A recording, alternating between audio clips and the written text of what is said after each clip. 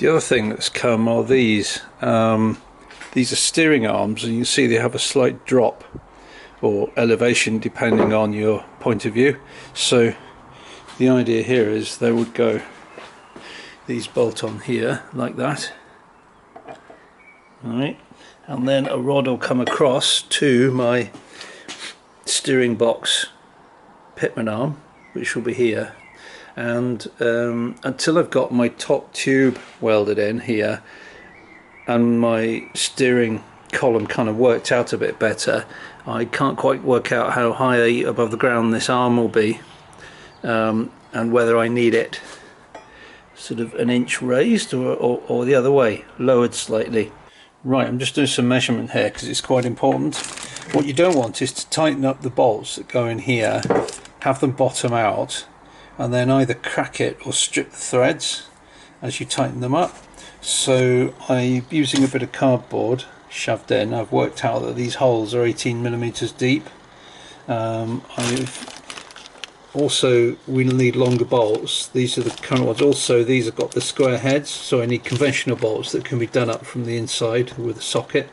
So I know these bolts are 21.5 mil long, and we know that the amount that projects here through the back plate is about 11mm.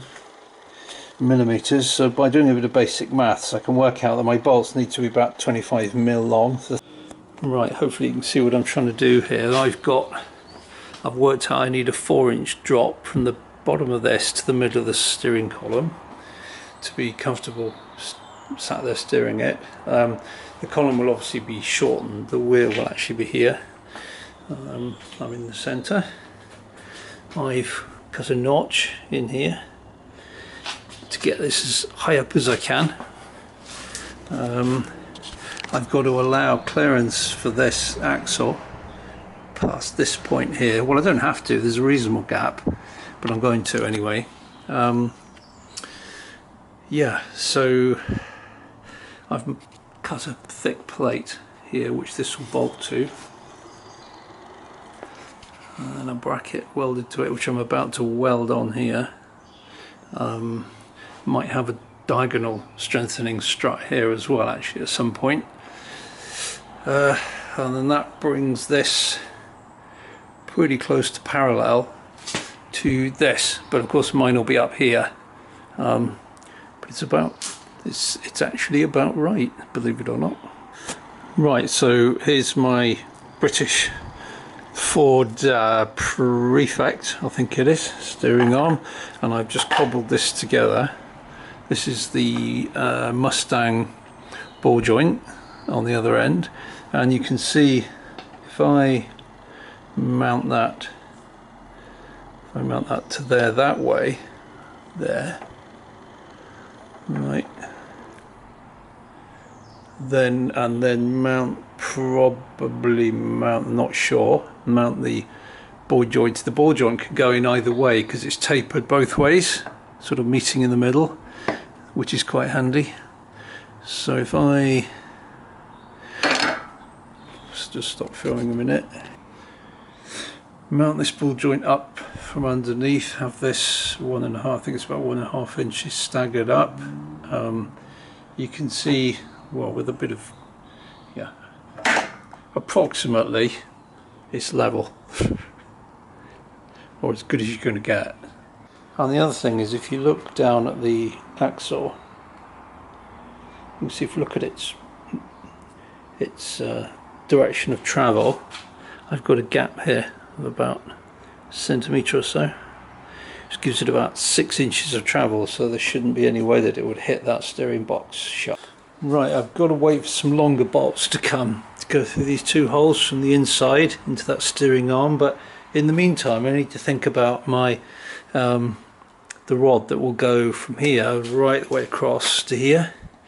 And I already have these ball joints, which are the 95 Mustang ones from my failed Porsche rack idea. This is an M14 by 1.5 right hand thread in both of them, and I have these which are the René Megane track rod ends which screw into there, and you can see this part here is cylindrical, so I thought I'd cut it here and use these and buy some tube, thick walled, like 3mm thick, precision tube, and slot this in and then weld it around the end and plug weld it through at several points, and then I'll have a rod that's adjustable that I can run across here.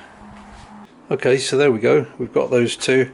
So I need to get some precision tube, and I can weld that section in, and it should look quite nice. Okay, so I've been busy. So these are the ends of my what is it, tie rod that goes across there, can't remember. Anyway, I've got some 3mm wall thickness tube coming with a 16mm internal diameter, which will fit on there, and they will allow me to weld those in. Got my steering box clamped in place. There's enough clearance for the axle to go up and down and just miss it, giving about, I don't know, 5 inches of travel. I've shortened the steering column by 13 centimeters, but I haven't welded it yet. I've got various bits of tubing coming just to act as an insert and then a sleeve. So for the moment I've just splintered it with this. I've made a mounting for it which mates up with the original mounting tabs. So there's the spline. So that's all welded in. I've welded this tube in now. It's much easier to weld this on when the tube's off the car. So I used a cardboard template for that. The reason it cuts in the sides here is there's probably going to be a gauge here and here, so that's why I've angled those in. Yeah, it goes through my notch there. So I just need to, I'll probably wait till I've actually shortened the steering column before I drill these holes. I may just mark them. But doing okay. The next thing is to wait for various bits of tubing to come so I can actually officially shorten the steering column and weld that up. Right, in order to shorten this steering column, what I'm going to do, just prop that up there. What I'm going to do, I've ordered some various tubing from Precision Tubing. There's a difference between normal tubing and precision tubing. Normal tubing, if you order say 31mm diameter, sorry 30mm diameter tube, and you measure it, it'll probably be nearer 31, whereas with precision tube, if you order a certain diameter, that's the diameter it'll be. So you see this should fit, oh yeah, look at that. That will exactly fit in there. Right, and then this is the steering wheel end. That should fit over there, yes it does, don't want to lose it, there. See, so I can drill holes and I can plug weld through into that. That inner tube is 3mm thick, it's quite thick. I can then seam round, weld round there and then grind it smooth. If I want then even more strength, I've got this which should fit over there. It may or may not. It's probably just, yeah, I think it's just got it just needs cleaning up on the end, but that should slide over there and still fit within here, which means I can weld that from the outside as well, which makes the column super strong. And then this is the outer, and I can weld that, and if I want I can actually sleeve that as well with this tube, which will go over there like that, you see there. So that's a bit overkill, but I can make this like monster strong, because obviously you don't want your steering column snapping because your welds are a bit rubbish. So this is like complete belt and braces way of doing it. Okay, so I've shined everything up. So the plan is take that in there. Right, plug weld, plug weld, plug weld, weld around there, same the other side. Then steering column, put that on there, same thing, get the general idea. Okay, and then This sleeve will go, okay, it needs a little bit of tapping on, there we are. The sleeve will go on there, weld around there, so it's, the column is welded from like two different sides. We'll take the outer column and I'll go on there and I'll weld it, seam weld it and grind it down, and then just for absolute good measure, totally over the top, that on the outside of there, plug weld, plug weld, plug weld, same there, seam weld around there and there, so it's like mega strong.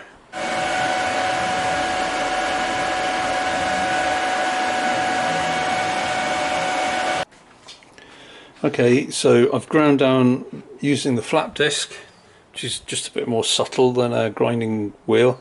Ground down the welds, I seam welded it around the join, sorry, there. You see it's almost invisible now, ground that down as well. So now this piece will slide over and I'll weld that on. Then I'll sleeve the whole thing. There we are. So I've welded around the ends and I welded along that seam. You see? Oh, there we are. So now this should, if I calculate it right, slip over that and still leave enough room for it to rotate. Right, I've welded the outer tube together now here as best I can. I use tiny little tack welds to begin with to stop it warping. So let's just check you can still turn it. Yes, good. Yeah, and I'm not welded through to the rod inside, which should be a bit of a disaster. So remembering to thread this on first, I've got this now, which I will slide down there like that. I'll just plug weld this on and go around the ends, and then it should be like super strong. Here it is all finished and put back together, so you can hardly see the plug welds, and I've welded around the ends here as well, and that's where it will bolt up under the tube. There's a like a phosphor bronze bush I think here, which I've oiled. Washer goes on, then this clip goes on to these little splines here, and then the steering wheel goes on here. There's the nut. This is a 15mm spline. Well, actually it's 15.54 or something. The books tell you that an Escort Mark 1, Ford Escort Mark 1 steering boss will fit this, but apparently there's an early Escort Mark 1 and a later, apparently. But anyway, you're looking for a 15mm Ford steering wheel boss to go on there. I think I managed to find one on eBay, but we'll see. I've already ordered the wrong one once, but I'll get there eventually. So this is all in now, bolted in. I'll probably have cross brace here welded in, but I'll do that towards the end because I haven't actually worked out where my shock absorbers are going yet, and if I start adding things in here, I'll probably end up having to cut it off or change it. So for now I'll just leave it as it is. You probably wonder, I've got this fascination with Renault Megane inner track rod ends, but basically they're cheap. They're even cheaper if you buy them in pairs. And you can see I cut this piece off. That's the ball joint that goes into the steering rack, which allows the suspension to move up and down, and then your outer ball joint goes on here for your steering. This is 16mm in diameter. This is M14 by 1.5, and you know, you can, if you smooth all that down, you can plug weld it then into the end of a piece of 3mm wall tube and start constructing suspension parts around these. And these are the Mustang 1995 Mustang, which have the Ford fitting on the outside end, and then they have the M14 metric, M14 by 1.5 female thread up there, there and there. So it's just convenient. You can make a nice strong steering system without spending a fortune, and it fits those 95 forward ends. I also managed to find this online. It's quite unusual. It's got the small taper to fit this British Ford Pilot, I think, steering arm, and then again it's got the fairly standard for the industry M14 by 1.5 right hand thread. So I've got a threaded insert on order which will weld into a piece of tube, and then the tube will have the end of the McGann in a track rod end welded into it, and that will screw into this, should give you all the adjustment you need and be nice, strong and reliable. So here I've got actually about 6 plug welds around here, and then a weld around the end, so it's all smoothed down, but that's not going anywhere. It might bend, but that's not going to come out. Right, for today's job I've got some 3mm thick tubes, so that's 16mm internal diameter, which will take this, which is the end of our inner tie rod end from the Renault Megane, and then I've got this threaded insert on the end which I will weld on here, so that my steering setup, that will actually fit that. Then we'll have the rod, and we'll have the Megane tie rod endy thing, and that will screw into there, and then we'll have a functional steering system hopefully. So this is going to go in there and then be plug welded and welded around the end, and then this end I've welded the threaded piece on, and just to be right super sure I'm going to sleeve it and weld around here, around there as well. Not so pretty at the moment, but it'll look okay once it's all tidied up. There you go. So we'll leave that cool down a bit and then see how well it fits on the car.